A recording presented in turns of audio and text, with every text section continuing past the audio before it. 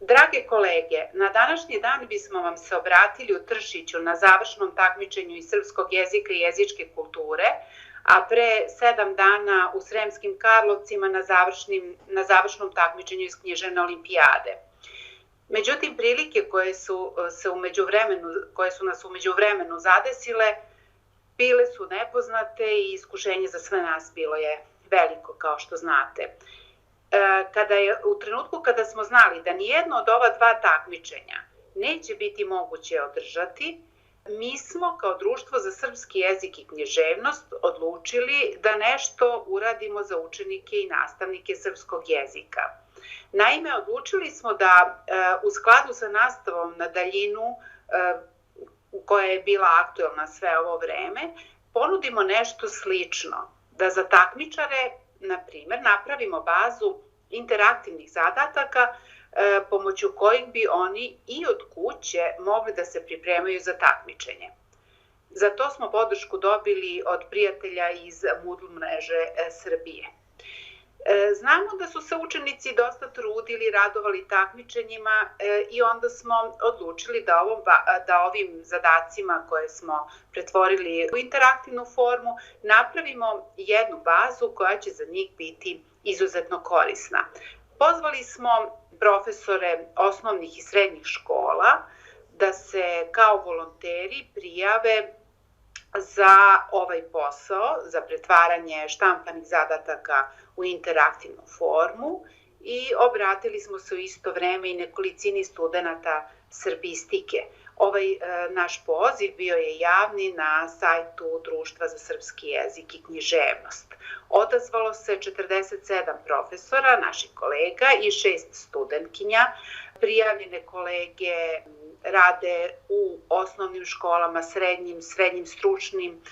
Inače, što se tiče teritorije sa koje su kolege koje su radile, možemo s ponosom reći da je zastupljena gotovo cela Srbija, sve od Subotice pa do Vranja.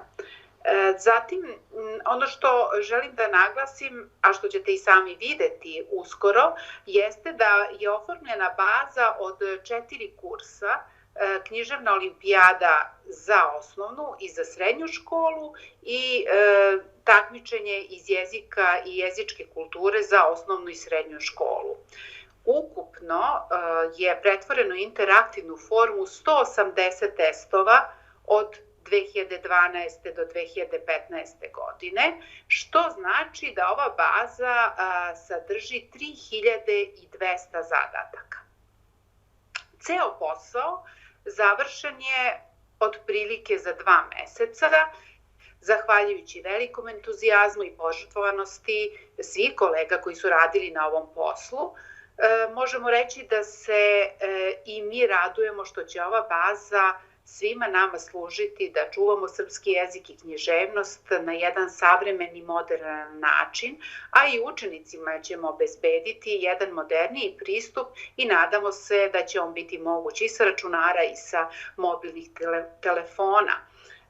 Takođe, možemo se nadati da će priprema učenika za takmičenje biti lakša, da ćemo i kolegama olakšati posao na taj način što više neće morati da fotokopiraju testove, da ih pregledaju, jer će učenici sami imati već mogućnost da radeći ove zadatke dobiju povratnu informaciju da li je neki zadatak tačan ili ne i tako dalje. Novo iskustvo i mi se nadamo da će profesori koji budu radili na ovoj bazi zadataka, ukoliko uoče neku grešku, ako nam je promakla ili ako imaju neku bolju ideju za digitalizovanje nekog zadatka, da će nam se obratiti i da će nam pomoći da se ova baza i njena forma usavršavaju svakodnevno.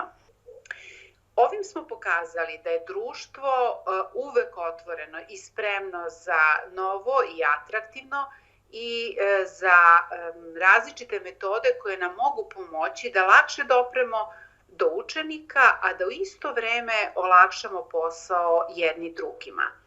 I na samom kraju mogu da kažem da nam Društvo za srpski jezik i književnost služi da zajednički radimo i da pomažemo jedni drugima, što je od uvek i bila naša misija, s tim što smo se sada usavršili pa imamo i emisiju.